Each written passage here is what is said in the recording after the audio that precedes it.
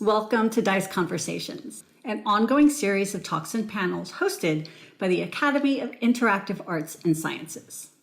If you're a member of the Academy, don't forget to sign up to participate in one of the networking roundtables that follow the launch of each conversation. If you're not a member, you should be. Be sure to check out the member area of our website, interactive.org, for more information. In the meantime, thanks for watching. Awesome. Well, welcome everybody. We have a really unique panel. For the last year, we've had a lot of conversations about what we can do for people that are shifting to working from home, because a lot of folks have never worked from home before. And the idea of having entire remote teams has been a daunting task, both for the individuals and the studios. But I do not know of any conversations that we've had or have been had about the effects on the studios themselves. And so that's what we want to have tonight, is this conversation about what sort of effects this has had on the studios. And with me are these amazing panelists that you see. And you know what? Let's just go into introductions for all of you. Alexa, why don't you lead this off? You're in my upper left. Hi, I'm Alexa Ray Correa. I am a writer and a narrative designer, formerly freelance in contracts, just started at Sledgehammer Games, and I worked with Guillermo, who I'll tag to go next. Awesome.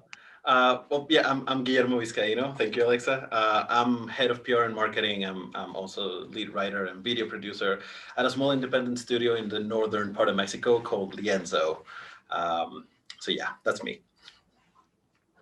And I'm last, I guess. I'm Mike Fridley. I'm the studio director over at Squatch Games, the game studio that Justin Roiland founded of Rick and Morty fame. If he actually has a game studio, you should find out about it. But been in the business for a couple of decades, worked at a bunch of big and small studios. So been everywhere, done a lot of stuff. So.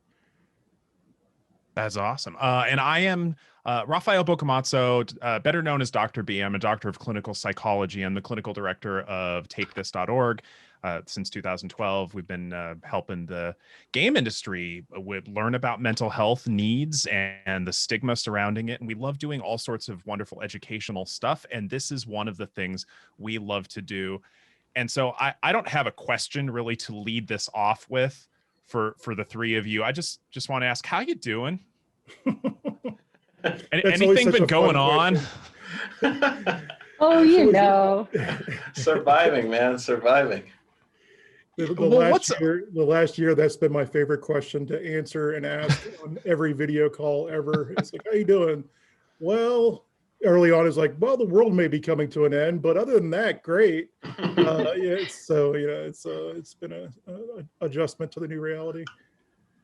Oh, what adjustments have you all had to make? Because again, I in the last year, I've lost count of how many workshops I've given on tips from working from home, sustainable practices while working from home. But that was to individual studio members and sometimes to management.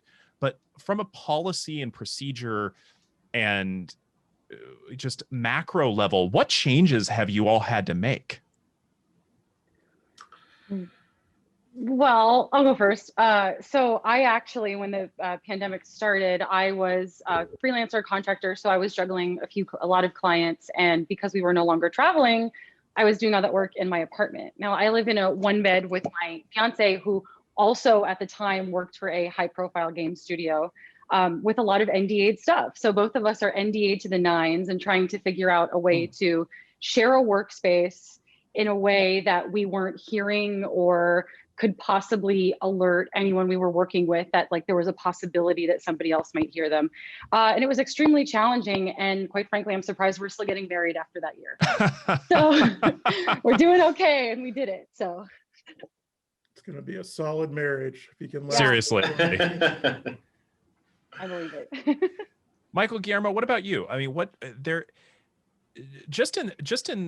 within the context of the idea that you've got studios, and I'm sure there are parents within your studios, at least one or two, maybe your parents yourself. And now you've got kids home, you've got the additional supervision aspect of the kids. You've got probably being teachers on top of that. You've got just the new skill set of working from home, plus, you know, this little global generational trauma that we call the pandemic. What's been a change for your procedures and your processes? Well, if you don't mind me kicking us off, Mike, I mean, for us, it was quite a drastic change in a couple of aspects, but mainly in the one that I can really like go to generally, the one that was the biggest for us was, I guess the best way to put it is we drastically changed the way that we measured performance, that we measured the value of the workforce, right? The value of each individual member of the team. And, you know, this is generally like that in other companies elsewhere, but it's especially strong here where we live in. I mean, we live in the northern part of Mexico, and in the northern part of Mexico, like the general mindset is just industrial, right? It's manufacturing is basically what you will find it, and as a main industry in the northern part of Mexico in general.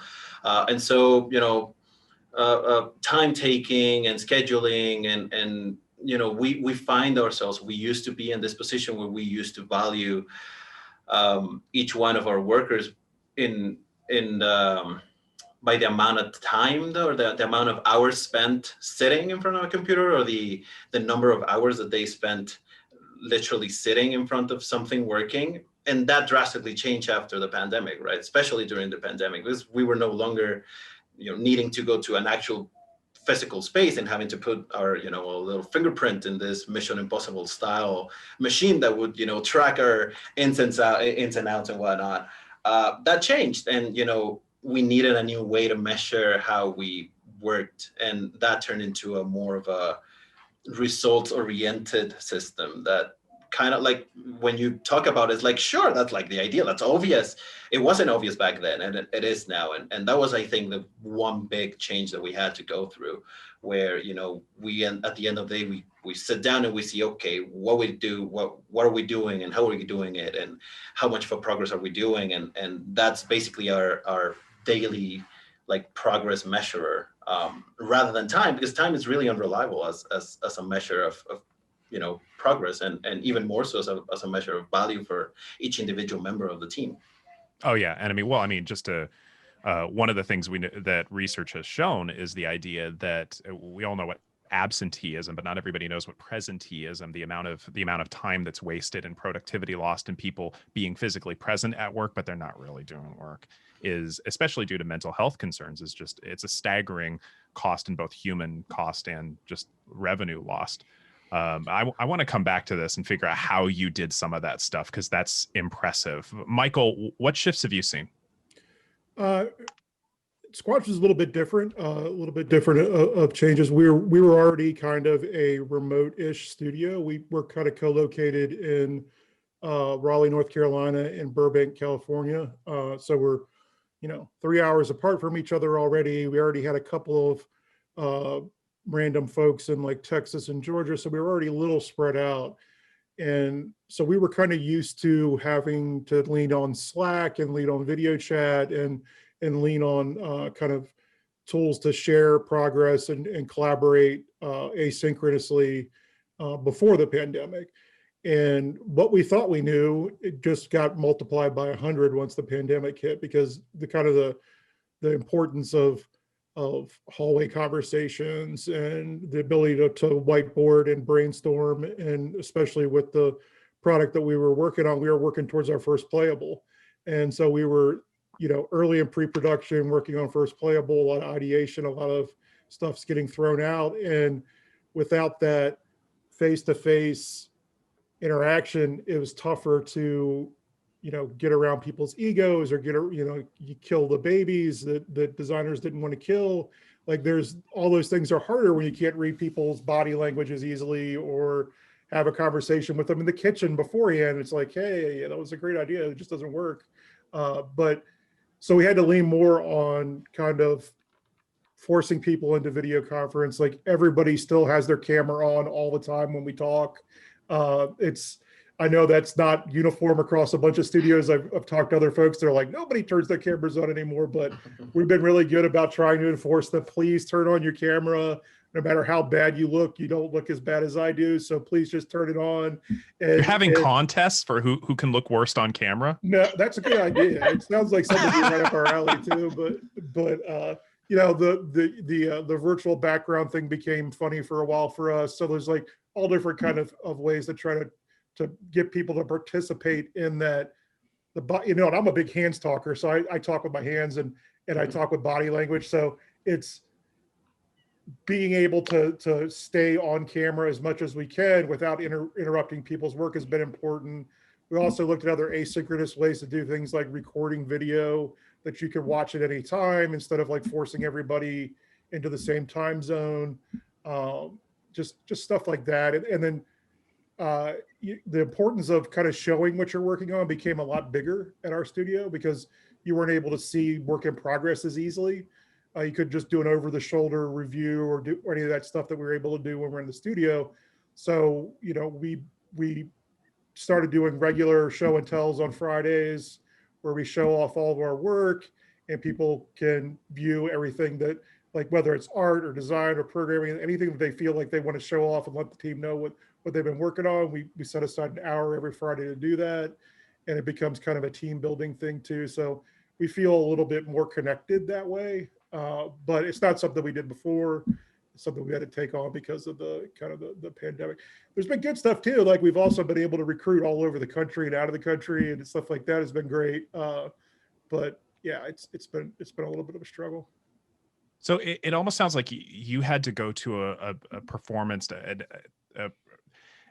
output-based model as opposed to a presence-based model, the same way Guillermo was talking about. Right. Yeah, it's very similar to what Guillermo was talking about, where it's you know, what you produced and what you were contributing became more important than like pulling the all-nighter or crunching or whatever. It was like you know, you could if and we're not here to monitor your hours anymore. Like, not that we were big on monitoring hours to begin with, but it's like if you wake up and you see, oh, my environment artist did a lighting pass on this level and it looks amazing. I don't know if he spent 10 hours on it or if he spent 2.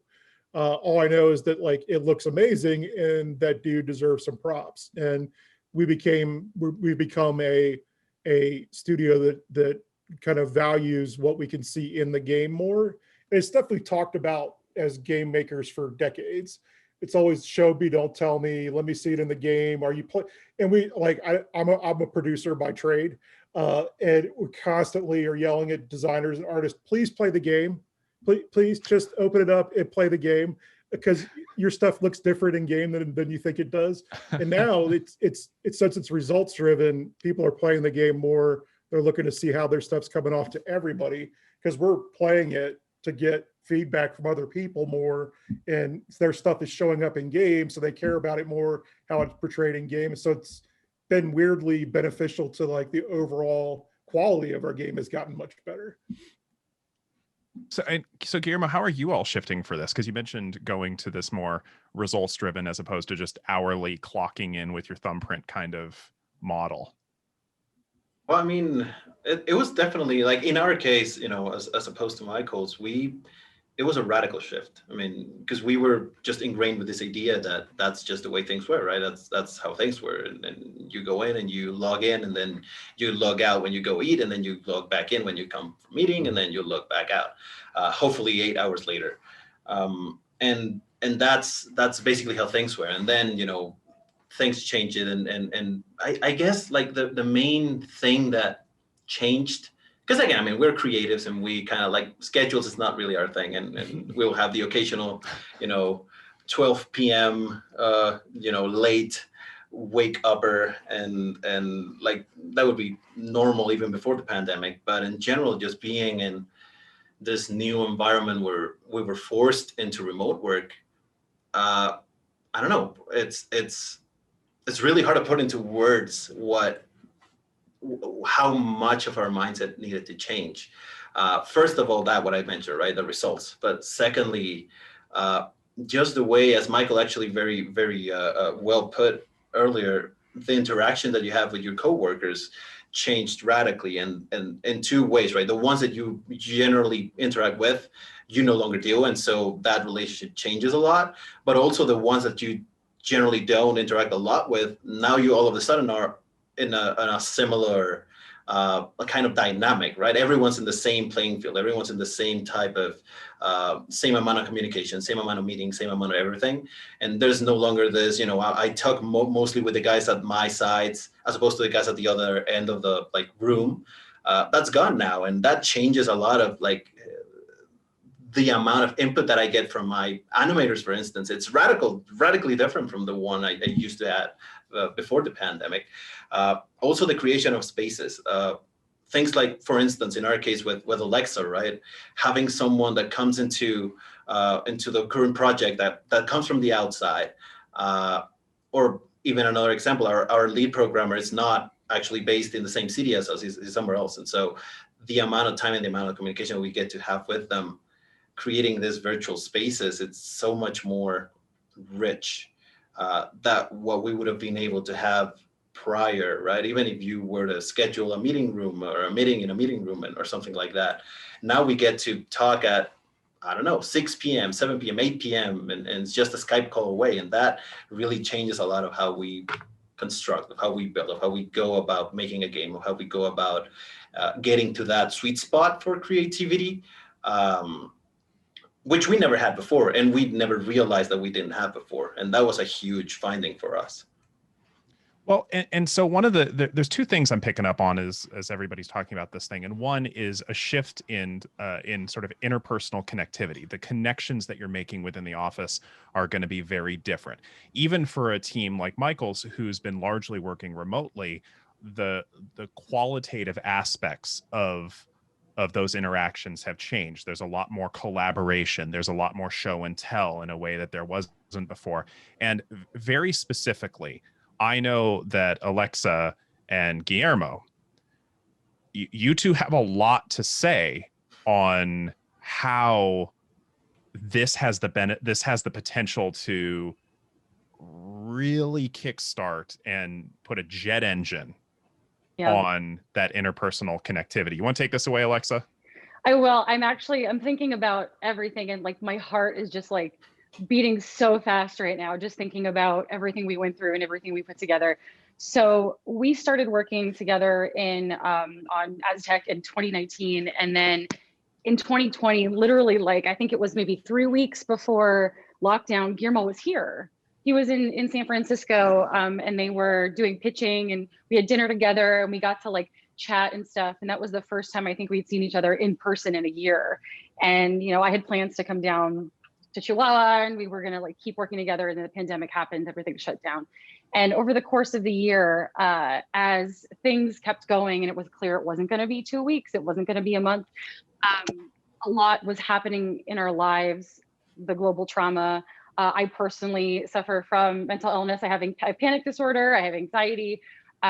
We went through a lot, and it just got to this point where I knew that if I was not open about how I was feeling, about what was going on, that this relationship wouldn't work. And I know a lot of people feel, my dad's one of those people that's oh, don't tell people that you're feeling bad, never let them see you weak, stuff like that. But I felt, our game deals with a character who has some mental stuff going on. There's a lot of emotion. And you know what, I'm just going to be totally honest. And I think it was a day that it all happened so naturally. I can't point the day, but I remember just being I'm sad. I feel terrible.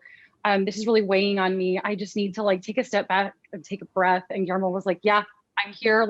We got it. And days like that happened for both of us, sometimes at the same time, sometimes not at the same time.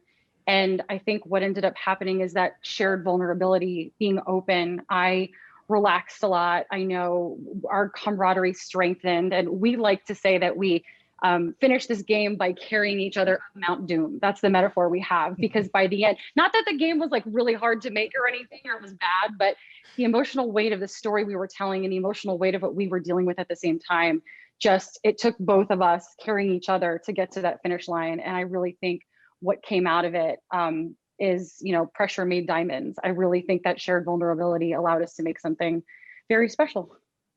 Guillermo? I'm gonna cry, sorry.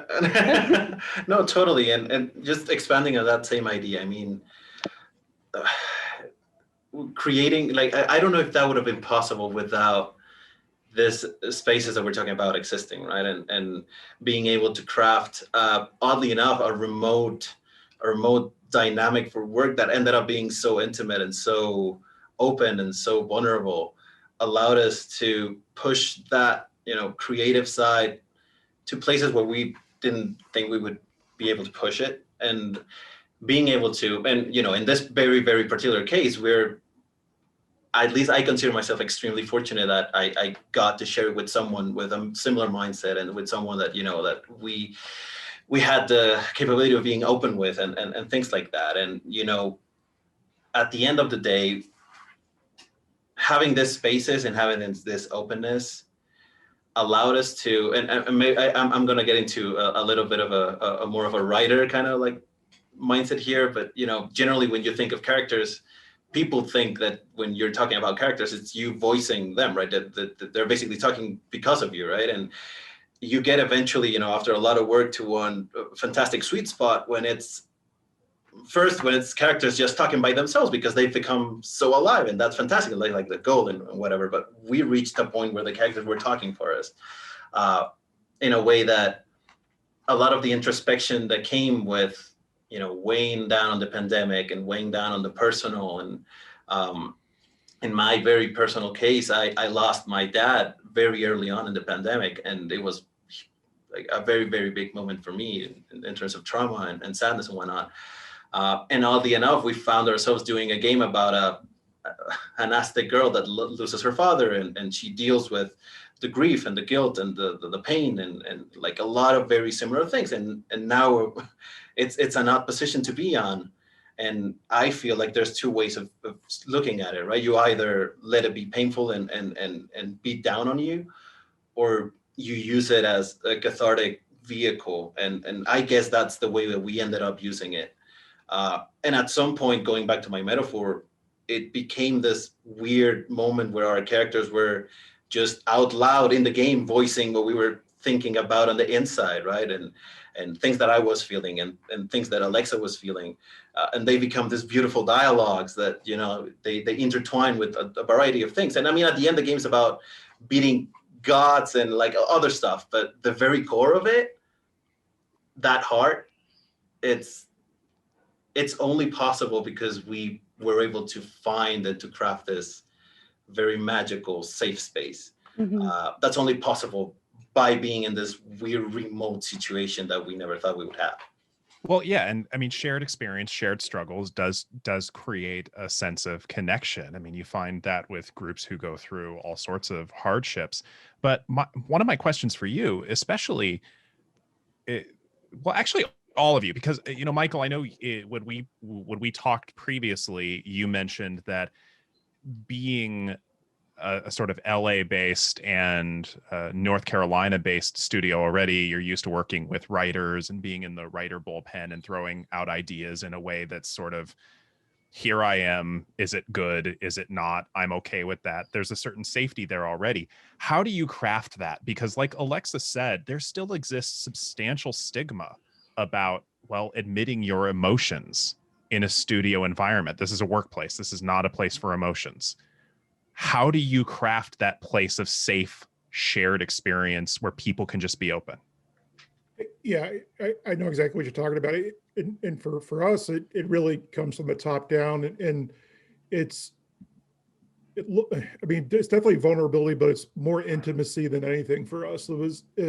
We started to see, while we were remote, like I got to know people's cats and dogs and whether or not their children were loud or not loud or had any artistic ability or their bathroom schedule and whether or not, but like I knew more about them than how they took their coffee, so we kind of gathered all this information and got to know people on fast forward basically, and we got to learn a lot about their lives as people and their partners and the stuff that they worried about, because we were kind of always around. It's like we're always on Slack or always in a call, and you got to learn more about folks. And with that familiarity and that kind of intimacy, fear of failing kind of went down, where we saw a lot of failures non-work related. Somebody would drop their camera or forget they're on mute for the 50th time in a row.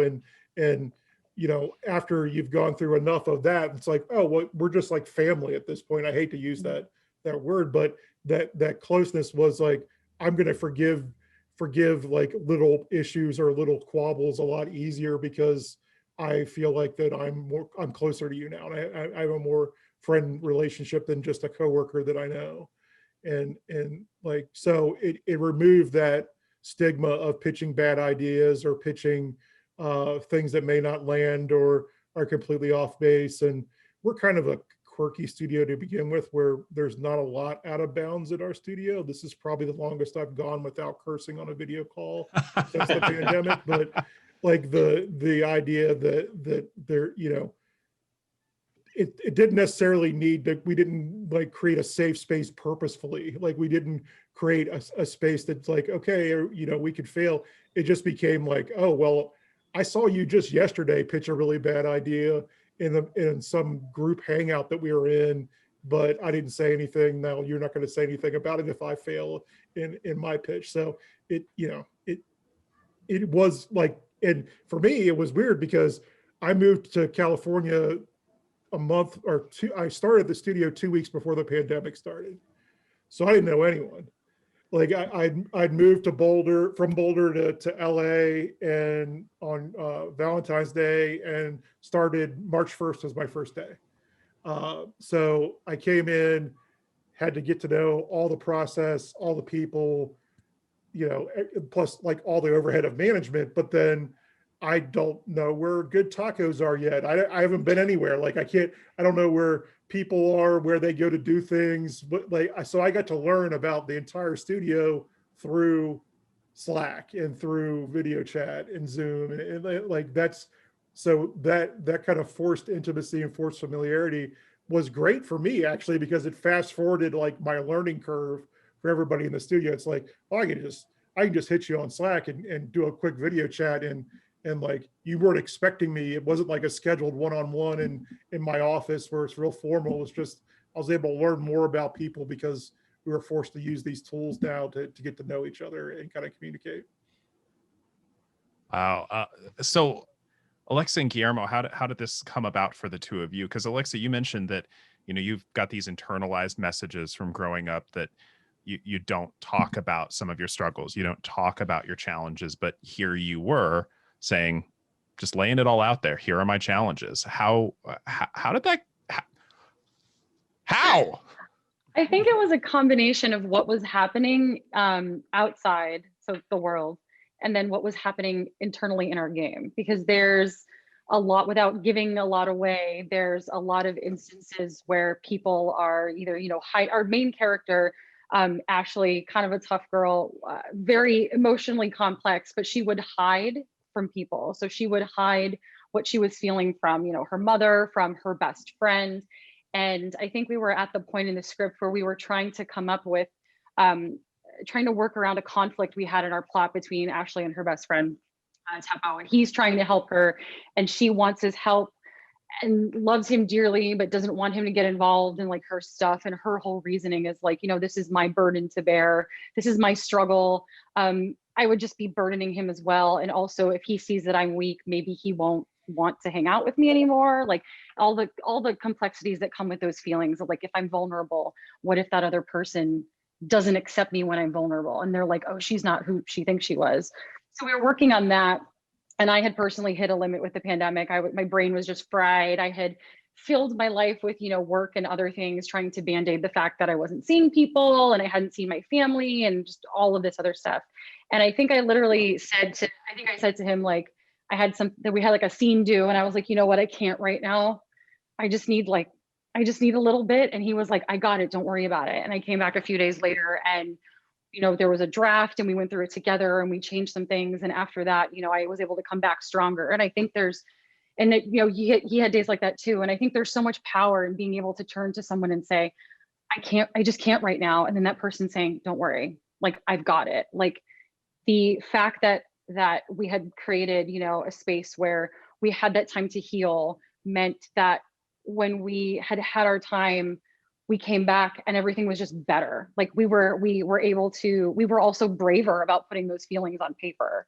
I think the more we opened up and the more we allowed ourselves to ask each other for space, time when we needed it, flexibility, that reflected in our prose on the paper. And I think a lot of what we initially had for the game changed completely in terms of emotional arcs and interpersonal relationships, because we thought, you know, a relationship or a turning point was one thing, and then we started feeling this, and it was like, you know what, he's not going to think I'm like weird and mushy and bad at my job and terrible, and isn't going to like go back to the studio and be like, she sucks, we're not working with her anymore, if I put this on paper, if I put life to this thing that I'm feeling. And I know he felt the same way. So by the end of Script Locked, it was just like somehow we had found this magic, and like Guillermo said, turned crap into gold, I think. Is the way you put it? Similar, other words, but yeah. Well, and Guillermo, you mentioned you had a significant loss. I mean, there are so many people who would just try and power through that turn to work and basically shut those feelings down, but you turn to others instead. Can you talk, would you feel comfortable talking about that? Yeah, I know, sure. I mean, it's part of it. It really builds on what Alexa just said about, like, at the end of the day, I feel it's, and this applies to everything, not just work, but you know, it's about trust. And we it reached the point where we trusted each other, obviously, and where we started actually trusting ourselves too, right? To be candid and open and whatnot. With my dad in specific, I think I mentioned a little bit before, it got to a point where, I mean, it's that kind of thing. It's something that you never really forget, right? And I reached a point where I had those two options. It was either let it be me and you know, keep going, headed downwards in that, you know, endless spiral, or find a way to, you know, find a catalyst, right? And find that something that allowed me to push through. And as I said, right, it's all about, weirdly enough, finding those characters that would allow you to have that inner dialogue, if you will. Like, you know, I generally go back to this very specific example in the game where we've got this conversation about, you know, our main character, Ashley, and her mother generally have this very, very touching moments. And I remember at this point in particular, I was working one of them, and it was all about, it was all about her being, Broken. yeah, being broken and feeling guilty. And it was specifically about how she thought, and by extension, I thought, that after a certain amount of time, you owe it to society, or you owe it to people to feel better about something, to get over something, right? To get over her loss and my loss. And, you know, through that dialogue and the way that it plays out is, you know, Nansen and or my other voice, if you want to see it that way, kind of answers back with, you know, there are just things that you're not gonna get over them, right? It's not about getting over anything. It's your new reality. It's what life is now, and it might suck at first, but it's just something you're gonna have to accept. And it was this very moving dialogue about acceptance and about learning how it's not about moving on, but, you know, being slowly adapting to that new something, right? And Sort of moving with instead of moving on. yeah, exactly. And you know, that kind of thing. Like, those were the days that, you know, we would go back and forth about, you know, just needing a moment and whatnot. But those were also the days that when I, you know, walk around the house and I forgot about work, those were the cathartic moments, you know, those were the things that I would go to bed with, and I would think about it, and I would be kind of using to motivate me to go back the next day and say, you know what, F it, I'm gonna put it in there, and I'm gonna make it so that, you know, my motivation was, if someone's gonna read this and someone just lost his or her or whatever, you lost someone, and they read that and they realize, you know what, that's true, then that's mission accomplished. That's like the whole point, right? And we had that for so many different moments, and we touched on anxiety and on like guilt and like social crippling and like a lot of things that we already carried inside, and it's just a matter of putting them on paper. So throughout all this, that we're talking about this shared vulnerability. Michael brought up the idea of, well, all of you brought up this idea of essentially putting a jet engine on intimacy with your coworkers. That you're learning things about your coworkers that you never thought you'd learn in a traditional office setting, and that increased closeness seems to be bringing in a different sort of work product that is, in a lot of respects, the product itself is better, but it also sounds like it's helping smooth over various interpersonal challenges that we all know exist in the game industry. Like I made a joke on Twitter today that I just was a half-hearted joke, but apparently resonated with people, that a bad tip on creating a team: you take a bunch of really talented people with a lot of self-doubt who are convinced everybody else is pulling more weight than them. That's the way you create a really bad team that's going to get one really amazing project but burn out really quickly. And it sounds like all of you have this newfound intimacy with each other that counteracts a lot of that self-doubt. Yeah, one of the scene that Guillermo just mentioned, when I got that scene back, because we would write and then throw things to each other and then sometimes go through things together. I got that scene back and I read it, and it was beautiful. But then the thing that I felt was, okay, he really trusts me. Like, this isn't like I wrote something like beautiful that I pulled out of thin air. It's like, this is me, this is my pain. And like, I would never condone like exploiting someone's pain or feelings for like art or whatever. I'm not that person, but seeing that bravery and putting that out there and putting that forward, and again, using it to transform what we were working on, that's when I sort of felt, okay, yeah, he trusts me, I definitely trust him. And then in that, I think we were also able to, in turn, trust ourselves more to be that open. And it just created this really nice little feedback loop of just completely in sync. We finished that script, and I don't think I've ever been as close with somebody that I've worked on contracts for. So definitely a huge highlight of my career for sure. That's so awesome. Michael, you mentioned some very similar stuff as well, that you're collaborating, you're doing show and tell. Mm-hmm. Are you seeing any sort of positive effect in terms of basically mood? I mean, for really lack of a better term. Yeah, for sure. Like it's funny. I think being at home, just that in itself makes people a little bit more relaxed and a little bit more themselves. And I don't know if a lot of people are self-aware enough to know it, but when they're in an office setting or a studio setting and they drive to work and they don't punch in or whatever, they go in and get their morning ritual going and go to their first meeting, it feels like you're playing the part of a game dev, or you're playing the part of a producer or designer or whatever. And there's certain expectations that I'm going to be prepared this way and have this ready to go and all this stuff. But when you're at home, it's like I rolled out of bed, grabbed some coffee, and sat down. That like level of like comfort, personal comfort, comes through in our interactions with each other. It's like, well, I'm personally comfortable, and I have my own private bathroom that I can walk over to if I need to, and I'm not like bothered by all the outside things of the world that may or may not affect you, depending if you're an introvert or extrovert or whatever. But it's just allows us to be a bit more comfortable, and that being more comfortable allowed us to also be more comfortable with other people and allow them to get to know us a little bit more, and that led to just better collaboration, because you weren't like, okay, the lead designer's in the same room as me, they're going to be judging me for whatever I pitch here, or they're going to judge me on the feedback or that I give to this other person's pitch. It became like, I'm sitting on my couch, I just ordered sushi, and I'm going to just like blurt out my real feedback. Like, this is what I actually think about what you just pitched, rather than like my very calculated way of trying to be the best person I can be.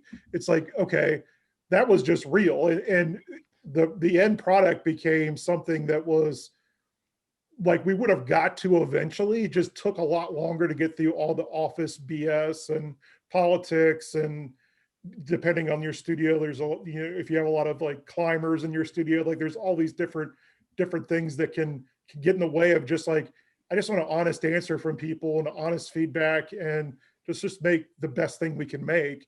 And with the familiarity and the comfort that we had from working in that environment led to just better stuff, man. We're just like, we're making way better stuff now. So thinking about this and hearkening back to Guillermo's point about the context of grief, that there are things you don't get over, you just kind of move with. Once things start hitting a new equilibrium, I don't want to say a new normal, but I want to say a new equilibrium with how the game industry is moving forward. How are you going to apply some of the lessons you've learned in making a better product, being closer as teams? And what would you say to other studios on how to do these things? It's definitely something we've been giving a lot of thought to, with it looking like, we may be vaccinated before summer or before the end of summer for sure. And do we return to, brick and mortar life as usual, game studio life? And for me, it's been like, well, what's the good that came out of working totally remotely, and what was lacking, and how do we make what was lacking better? So for us, it was like that in-person collaboration was tougher over video, and we missed playing the game together as a community, like playing and giving like that feedback. I mean, we jump on Discord, and Discord streams very well, and everybody can chime in and say, but it's just not the same as being in the same room. And maybe our new normal is we're in the office one day a week or twice a week, and those days are set aside just for playtesting. They're set aside just for collaborative brainstorming, and just for like focusing on touch and feel stuff, like the mechanics and the stuff that, depending on the game you're working on, is more feel than what you can verbalize. So that to us seems like, okay, we got a lot better intimacy and feedback and stuff when we're in the comfort of our own homes. And if we went back to just like 1 or 2 days at a studio, we would get that collaborative feel that we were missing of the in-person, like reading people's body language and getting that feedback. So, nothing is written in stone yet. And like, I don't think anybody has the magic bullet yet. And I think it's going to be different for each studio and different for your makeup. And, the one thing I know for sure is that, like, if you'd asked me before the pandemic, I would have said there's no way that you can make games totally remotely. And I'm completely done a 180 on that. Like, I think you can, and I think it may in some ways be better than the traditional in brick and mortar in-person development. Yeah, Alexa and Guillermo, same thing to you. What lessons are you taking out of this, and what advice would you give to other studios for how to implement these positive changes? Well, I would say specifically to anybody out there who is a manager of people, you don't really get anything out of hammering down on someone who says they need a minute or has something going on. I think there's, again, a lot of power and a lot of good relationship building that comes from listening to someone when they say, I need a minute, and saying, okay, I'll give you a minute. Being open. A lot more people that I know and that I've worked with are being a lot more open about their mental health issues. Whereas I think even maybe as recent as 2-3 years ago, people were very much like, can't show weakness, can't let anyone see that I got anything going on under here. So I would just say, any managers, studio heads, executives, people who are listening, just listen to your employees when they say they need a minute. And if you give them that minute, like, they'll give you a mile back. Like, that's the first step towards building that trust. Is if they trust you with themselves, then it can only go up from there.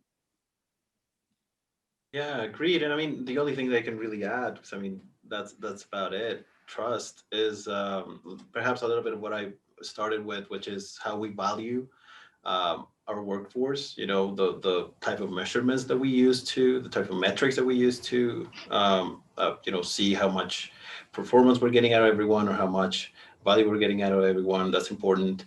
Also, I really honestly think that, the world post-pandemic, and little parentheses, I think we're one of the few industries that's going to really benefit from this all digital kind of possibility. People need stuff to do at home. Right. Yeah. There's a lot of people that didn't have consoles before the pandemic that have consoles now. I know. That's why I can't get an Xbox right now. But yeah, I mean, the world opened for our industry in particular. I think the world of opportunities opened up incredibly, right? And I mean, just in our case, our studio, I mean, we've perhaps a year or 2 years ago, we would have thought it as much as a possibility to have, collaborators from all around the world, generally looking for things locally, because we were able to kind of have an eye on them and things like that. And now we have like our audio directors in Ecuador, like Alexis in the US, or was in the US, and like those possibilities are now proven, right? We know that we can make it work, and that's a huge difference. And the other way around too. Now people that from elsewhere in the world can rely on people like us for doing whatever. So it's like a very slight mindset shift, but a very important one that I think moving forward is going to really make a difference.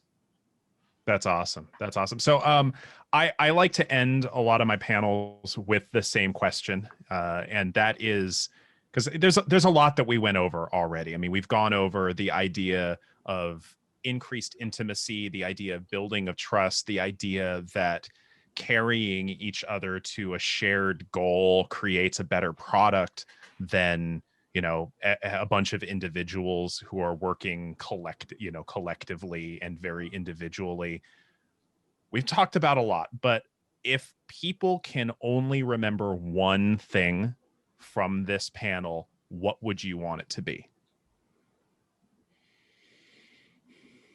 Better things happen when you let yourself be mushy. Be mushy. Okay. I was trying to sum it up as succinctly as possible, and the word mushy came to my That's head. great. So better things happen when you allow yourself to just be open. Yeah. I'm kind of in a similar place where it's I'm horrible at paraphrasing. Let's see. Like we're in a creative industry, and creativity isn't built out of walls and barriers. Good creative product, lightning in a bottle. That's all built out of failing and trusting each other enough that you can fail in front of each other, and building that intimacy and building that place for people to fail and not feel like it's going to hurt their career or their life or whatever is going to make so much better games. We're going to make so much better stuff out of it. And nobody has ever made greatness out of anything else. So like that's my big takeaway from the pandemic. Okay, so for Alexa, it's being authentic. For Michael, it's having the freedom to fail and building that freedom to fail. Guillermo, take us home. Oh man, should have spoken sooner. Well, for me, I think the foundation for making a good product, whatever kind of product that may be, is it's all about, especially if you're working with a team, it's all about finding those things in common that are not the location you're at, because that's the easiest one. And that used to be the easiest one for eons. And it's all about finding what you have in common that's not that. And that can be as simple as Dragon Ball, which was our case. I totally forgot. Yeah, we had a mutual friend introduced us and said, hey, like, you should work together. And we were like, do you like Dragon Ball? And he was like, oh yeah, I love Dragon Ball. And now here we are. Like, yes, that was it. Yes. Finding your Dragon Ball with your coworkers, it's key to finding that, setting you on that path that will guide you towards mutual trust. And once you get there, it's, a world of possibility. But these are all very interrelated concepts. Alexa's talking about the ability to be authentic, and you can't be authentic without that freedom to fail. And that freedom to fail can't be there without that mutual sense of trust and collaboration and commonality. And thus we have a cyclical, very interrelated series of concepts that you want people to take going forward. And that is such a fantastic note to end this on. Y'all had such amazing insights in all of this, but thank you all for being here. Thank you all for having all this conversation with us. Thank you for this vulnerability that you've shown all of us. And this, basically, you're displaying all the things that you talked about people needing to do. So thank you for being here. Thank you for all the viewers. Thank you for watching this. And hopefully you learned as much as I did. And you have a great rest of Dice Conversations. So thank you all, and we'll talk to you all later. Thanks. Thanks, everyone.